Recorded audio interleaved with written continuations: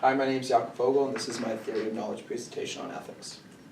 So my real life situation has to do with corporate social responsibility, which is a business practice which focuses on delivering economic, social, and environmental benefits for all stakeholders. And in 2015, a pharmaceutical executive named Martin Shkreli purchased an anti-parasite drug called Daraprim, which is used to prevent or treat HIV, malaria, and among other various diseases. And immediately, overnight, he increased the price from $13.50 to $750.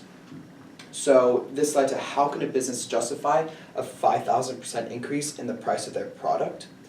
And on Martin Shkreli's and Turing Pharmaceuticals' perspectives, they claim that Daraprim was losing money when it was priced at $13.50.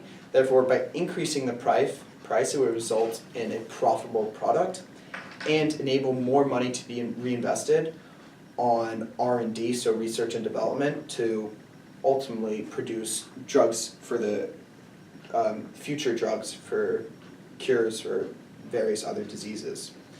On the other hand, those who don't agree would say people who need this drug may not be able to afford it, or their insurances will not pay for it, so therefore they'd have to switch to a drug which may be less effective. Therefore, in terms of corporate social responsibility and ethics, people would claim it does not benefit all stakeholders, even if the profits were to be reinvested on developing new drugs. Even if the profits were to be reinvested on developing new drugs, they do not need to increase the price by 5,000% to do so. So from this real life situation, I deduced this knowledge question: to what extent does quantitative justification affect ethical choices? And this is relevant to my real life situation because there is quantitative justification from Turing Pharmaceuticals that Daraprim's lack of revenue from the original price was losing that money, that Daraprim is underpriced relative to its peers, so other cancer drugs and drugs which treat the same thing, and that by increasing the price to a premium, it would generate more cash to be reinvested into the development of new drugs to benefit society in the future. Although there may be some seemingly ethically justifiable quantitative reasons or perspectives, it's also important to analyze the qualitative side. However, first we need to establish my subset questions, which are: how do we know if an action is right or wrong? Are all ethical rules a product of our culture? And is it the practitioners in the human sciences, or is it societies in which they operate that exert a greater influence on what is ethically acceptable? And these will help me explore my knowledge question. So in terms of my knowledge question, there's going to be two philosophical perspectives, which I'm going to be using, and for both quantitative and qualitative aspects.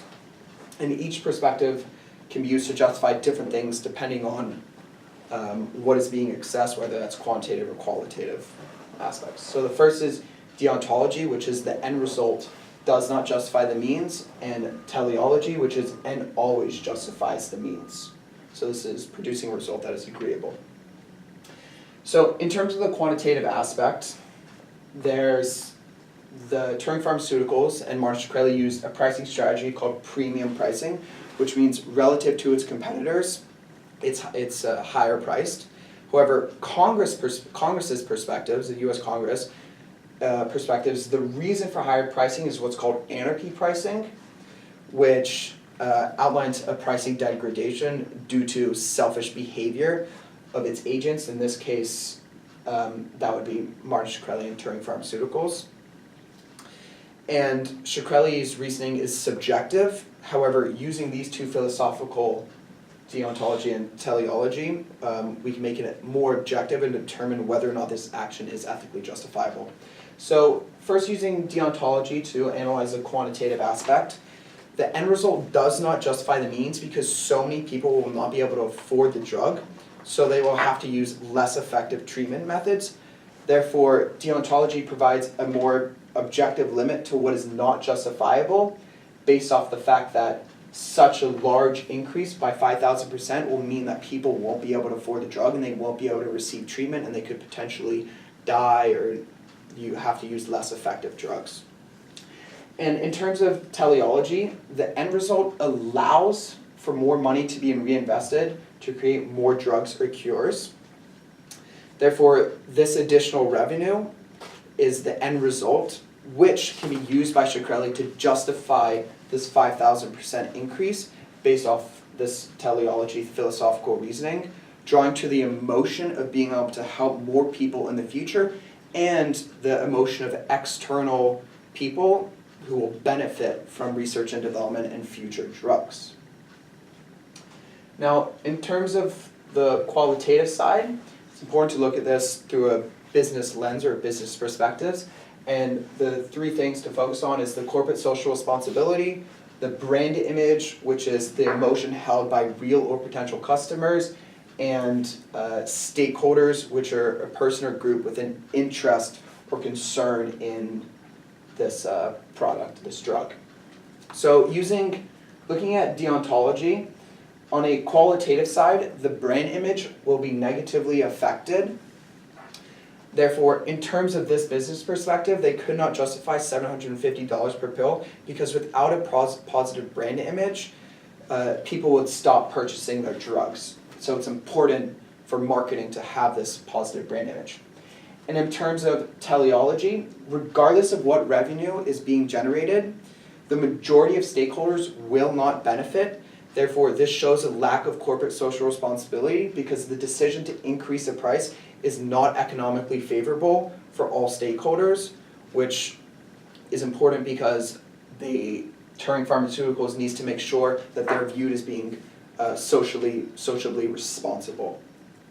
So we can use emotion and memory to disprove Shkreli's justification because emotionally stakeholders will not be able to understand why there has been a 5,000% increase, which will cause a poor brand image for Turing Pharmaceuticals. So on one hand, Shkreli can justify using teleology on the quantitative side. However, if we look at the qualitative aspect, it's not just ethically justifiable using the emotion of the stakeholders and the reasoning.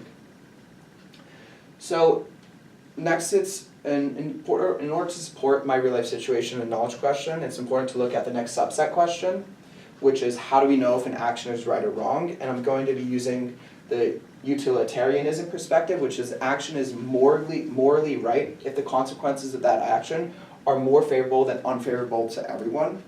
And the two real-life situations are Volkswagen's emission scandal and athlete doping. So in terms of Volkswagen's emission scandal, they installed software in millions of vehicles to produce lower emissions when they were being tested. And the actual emissions were sometimes 40 times the legal EPA limit, which is the Environmental Protection Agency. Therefore, their justification and implementation of this software was unethical because it violated law and resulted in heavy pollution, which means this action is not favorable to everyone.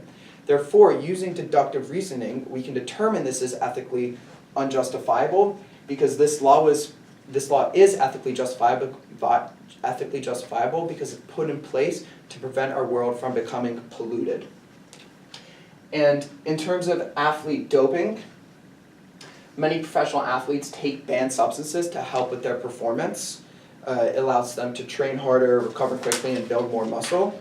However, not everyone can afford to be on doping programs, or they simply want to follow the rules. Therefore, those who use performance-enhancing drugs create an unfair advantage. So it's not favorable for everyone. So once again, using deductive reasoning, we can determine this as athlete doping is ethically unjustifiable because the rules of what you can and cannot take were put into place to make sure that everyone's on the same playing field and that no one has an unfair advantage. So using utilitarianism, we can determine that we can reason that an action can be justified as being wrong if it is not favorable to everyone. So what? From the original knowledge question, where we were able to determine the qualitative and quantitative justifications that can prove something to be, from the original knowledge questions, we were able to determine that quantitative and qualitative justification can prove a choice to be ethically justifiable or not. It depends on what reasoning and what emotions and what memory is being used. And this really leads to the subset question, which is, how do we know if an action is right or wrong? And depending on what type of philosophical justification one uses, deontology, teleology, utilitarianism, it can determine whether or not something is ethically acceptable. However, it's also important to take this one step further and analyze what the origin of the ethical rules are. Is it through shared knowledge, a product of our culture, or innate personal knowledge? It can be argued that if something is an ethical rule, then it must be justified through shared beliefs because it has become a widespread rule that has been put in place through multiple stakeholders and people. And lastly, it is vital to determine who has the greatest impact on what is ethically acceptable, whether that be societies or the practitioners. So using the Darapin real-life situation, it is clear a practitioner can argue something is being ethically acceptable. However, it is society who determines the validity of such assertions by practitioners, and this is evident in the arrest of Shkreli despite his personal justifications and beliefs. So therefore, in the business world, when determining whether or not something's ethically unjustifiable, even though a CEO like Shkreli, they may have the perspective and this reasoning that focuses on the future long term, that's irrelevant when such assertions are determined whether or not they're ethically justifiable by the society because the stakeholders are the ones who are impacted by those decisions mostly. Thank you very much.